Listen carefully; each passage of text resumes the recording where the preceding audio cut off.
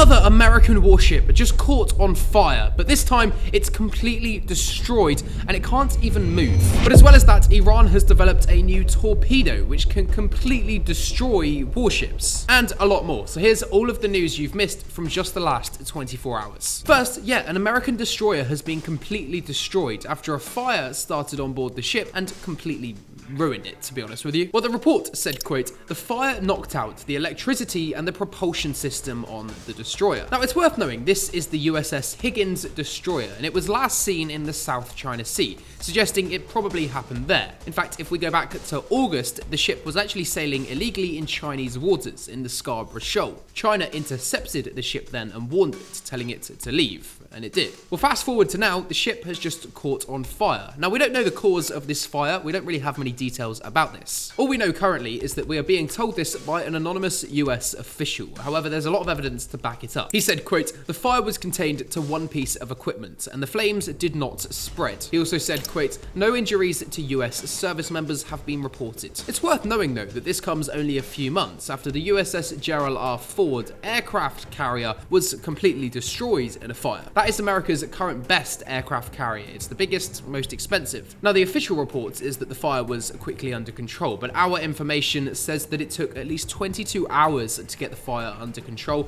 and hundreds of servicemen on board the ship were injured from smoke-related injuries. I could talk about this for ages. I'm not going to waste your time, though, because there's so much more important news that you need to know about. First, the US is considering pulling their troops out of Europe in a lot of cases. Trump does not like how Europe treated the US in their war in Iran and how they didn't support the US as much as the US would have liked. And so the US is now considering pulling their troops out of Spain, Italy. Trump said, quote, "Italy has not been of any help to us and Spain has been horrible, absolutely horrible." Trump also said, quote, "The US is studying and reviewing the possible reduction of troops in Germany." So the US is considering pulling their troops out of Europe because Europe isn't supporting them against Iran. The next thing, the US also kind of sponsored a coup in Iraq. For context, for the last few months, the leading party in Iraq has been expected to have a new Iraqi prime minister. Well, the person who was meant to become the Iraqi prime minister wasn't exactly pro-Western. He was more pro-Iran, to be fair. Because of that, the US President Trump decided that he wanted something to do with it. He didn't like the guy who was meant to become the Iraqi prime minister because he wasn't pro-America, and so Trump threatened for the last 2 months consistently, almost every week, that if he becomes prime minister,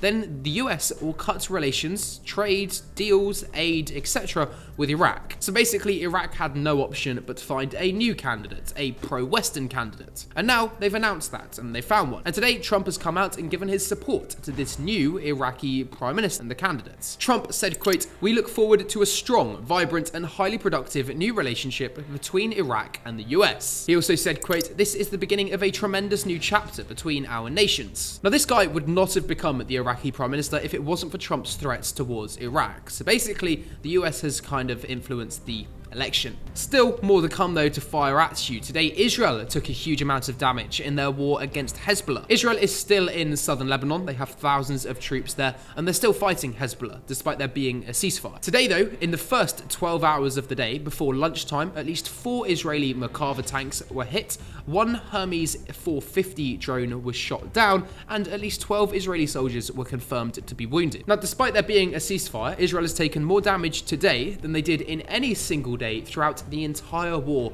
with Iran. So Israel has taken a big hit today, and Hezbollah in Lebanon is really more powerful than we thought. As well as that, Israel is arming Iran's neighbors, preparing for a war. So stick around because this is really important. But if you have learned something already, I make these videos every day covering all of the news from the last 24 hours. So stick around because you want to watch all of this. So subscribe because what's not to like? Still some more news though. China today has become the first country to make it illegal for companies to replace human workers with AI, at least without providing compensation. Today, court proceedings came out after a court ruled in favor of a worker in China. That worker took his company to court after they demoted him because they had replaced him with AI. However, they didn't keep him at the same level of pay that he was at. And because of this, not only has it now made it illegal in China, but it might send a message to other companies and other countries to follow suit. There's a big risk that a lot of human workers are going to be replaced with AI, so this is China trying to protect those workers from that happening. Some more rapid fire points though. Ghana has rejected an American health aid offer. Ghana previously had a big deal with the US worth hundreds of millions of dollars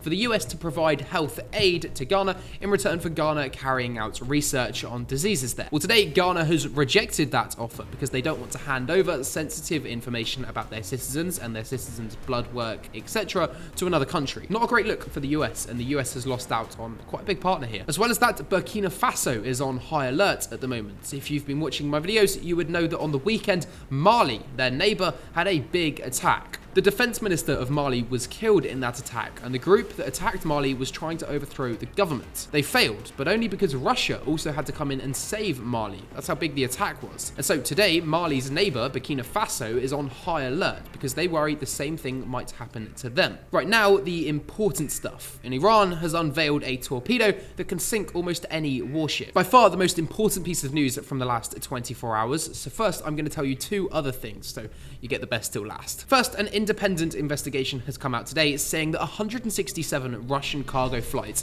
flew from Russia to Algeria between March of last year and March of this year. That is an abnormal amount, and there's something important to know here. Well, Algeria is actually the only country that Russia has sold their best Su-57 fighter jets to.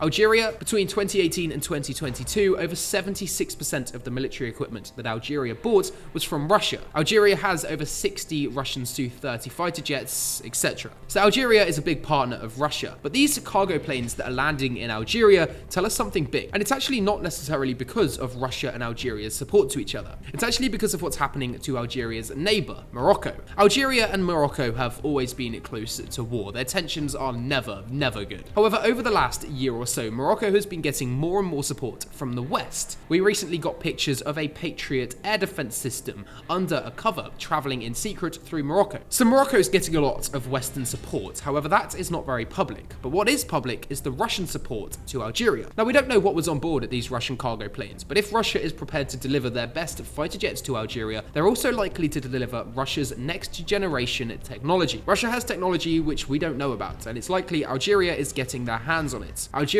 not only borders Europe, but they also border Morocco, and so Russia might be preparing for something here. We don't really know. All we know is that Russia's sending a lot to Algeria for some reason. Still, two more points: the Iran building torpedoes and Israel supporting Iran's neighbors. Well, over the last 4 days, Azerbaijan, Iran's neighbor, has flown a cargo plane into Israel and then back to Azerbaijan every single day. And they've just done it a moment ago. Now, at first, we didn't know what to make of it, but now it's becoming very clear that Azerbaijan is picking up weaponry from Israel and then flying it back to Azerbaijan. Whether this is Azerbaijan buying it or Israel providing it to Azerbaijan, we don't know. But one thing we also know is that Israel recently admitted that they sent air defense systems to the UAE, Iran's other neighbor. During the war, those air defense systems were used to shoot down Iranian drones and missiles. And so Israel is very happy to provide support to Iran's neighbors. And Azerbaijan is actually a very big ally of Israel. They supply over 40% of Israel's oil. And so we are not ruling out here that Israel is sending a lot of military equipment to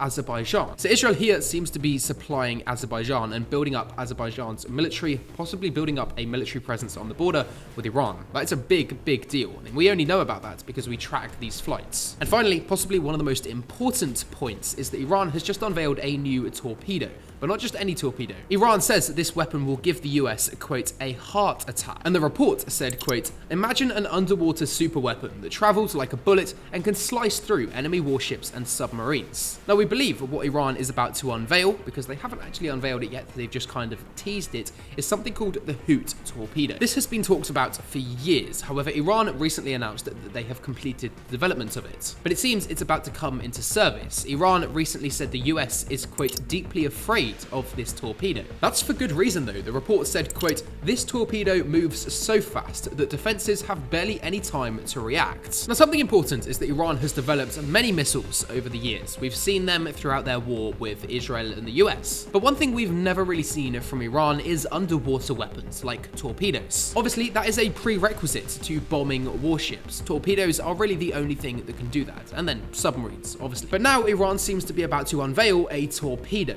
And the reason this is so important is one of the only ways the US is able to carry out attacks onto Iran and launch a ground invasion if they ever decided to is by ships. They can't really go in through other countries because they don't have a presence in the Middle East anymore. And so the US has to go in by ship. And if Iran has a torpedo that can sink any warship like they claim, then that could scare the US off. It could definitely, at a very minimum, stop the US from putting warships close to Iran, meaning that Iran would have a longer time to intercept any missiles that were fired from warships. It's also worth knowing that the US recently deployed 4 aircraft carriers to the Middle East. That's more than they've ever had in history. And if Iran uses these torpedoes on an aircraft carrier, especially if there's 4 targets now, God knows what would happen. By the way, if you don't know about those 4 aircraft carriers arriving in the Middle East, you need to. Literally, this has never happened before. The US has a bigger military presence in the Middle East now than they did when they invaded Iraq. And so even though there is a ceasefire, yes, I do think something big is coming. And this has been all the news from the last 24 hours. But if you don't know about those 4 aircraft carriers,